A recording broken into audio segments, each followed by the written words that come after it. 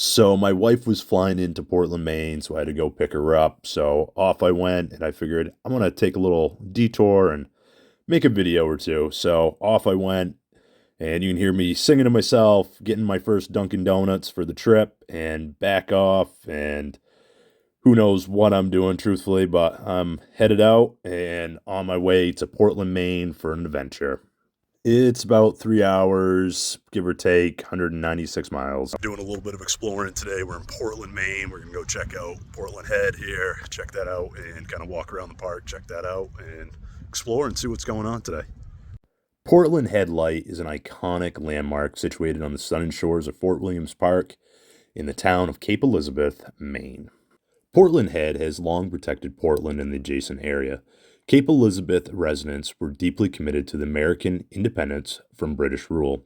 In 1776, the new town of Cape Elizabeth posted a guard of 8 soldiers at Portland Head to warn citizens of coming British attacks.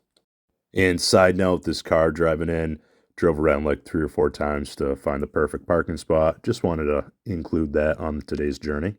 In 1787, the General Court of Massachusetts provided $750 to begin construction of a lighthouse. In 1790, when the United States government took over the responsibility of all lighthouse, Congress appropriated $1,500 for its completion.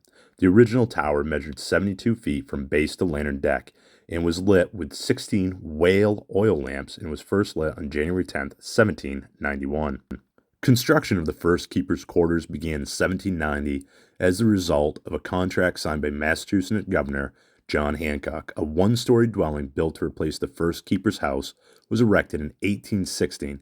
It measured 34 by 20 with 2 rooms, a cellar, and a porch in the rear.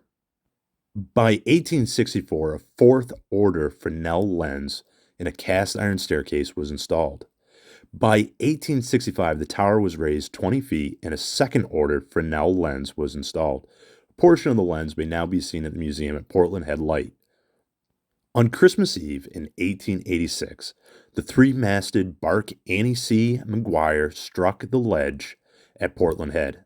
Keeper Joshua Strout, his son, wife, and volunteers rigged an ordinary ladder as a gangplank between the shore and the ledge the ship was heeled against. Captain O'Neill, the ship's master, his wife, 2 mates, and the 9-man crew climbed onto the ledge and then to safety. The cause of the wreck is puzzling since visibility was not a problem. Members of the crew reported they plainly saw Portland Head Light before the disaster and are unable to account for the same. The current Keeper's Quarter building was constructed in 1891 as a 2-story duplex. Until 1989, it was home to the head and assistant lighthouse keepers and their families.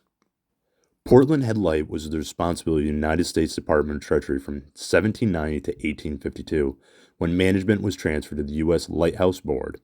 The board was reorganized into the Bureau of the Lighthouses in 1910. In 1939, aids to navigation became the responsibility of the United States Coast Guard. On August 7, 1989, Petty Officer David Simpson struck the U.S. flag for the last time at the decommissioning ceremony recognizing the automation of the lighthouse. The property was leased in 1990 to the town of Cape Elizabeth. 3 years later, though, the efforts of United States Senator George Mitchell, the property was deeded to the town. The United States Coast Guard maintains the actual light and the fog signal, but the remainder of the property is managed by the town of Cape Elizabeth. So it's very peaceful to go stand around, walk around the park, and enjoy the sounds of the water, enjoy the lighthouse, and enjoy the marine traffic running up and down the coastline, and as you can see right here, fishing boat coming in for the day. In the distance, you'll see multiple lighthouses. One, however, is known as the Ram Island Ledge Light. The Ram Island ledges are a series of stone ledges, some of which break the waters at the southern end of Casco Bay. In 1855, an iron spindle was erected to protect the sailors from these dangerous underwater ledges.